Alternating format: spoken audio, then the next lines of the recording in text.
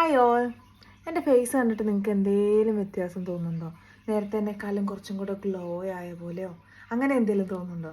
കാരണം ഞാനിപ്പോൾ ഒരു ഷോട്ട് കുടിക്കുന്നുണ്ട്.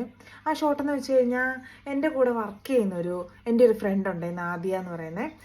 അവൾ ഫ്രഞ്ചുകാരിയാണ്. അന്നേരത്തേനും പുള്ളിക്കാരിയുടെ സ്കിൻ ഭയങ്കര രസമാണ് കാണാൻ, നല്ല ഗ്ലോ ആൻഡ് നല്ല രസമാണ് കാണാൻ.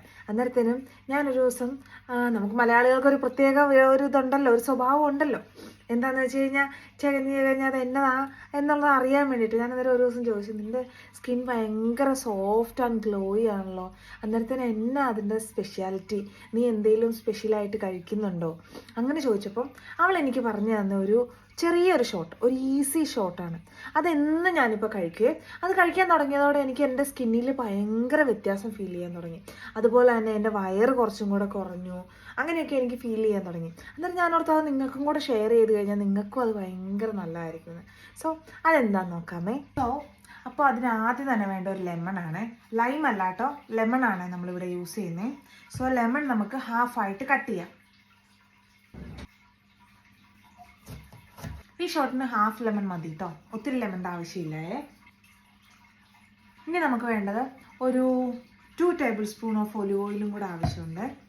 ഞാനിവിടെ എക്സ്ട്രാ വെർജിൻ ഒലിവ് ഓയിലാട്ടോ ചേർക്കുന്നത്.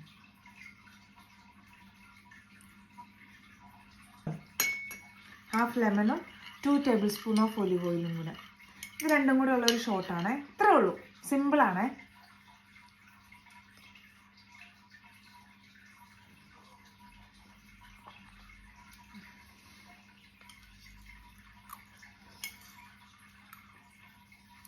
കഷായമൊക്കെ നമ്മൾ കുടിക്കില്ലേ, അതുപോലെ മരുന്നാന്ന് വിചാരിച്ചാൽ കുടിച്ചാൽ മതി.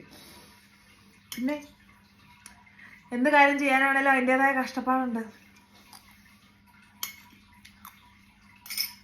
Done, this is a shot.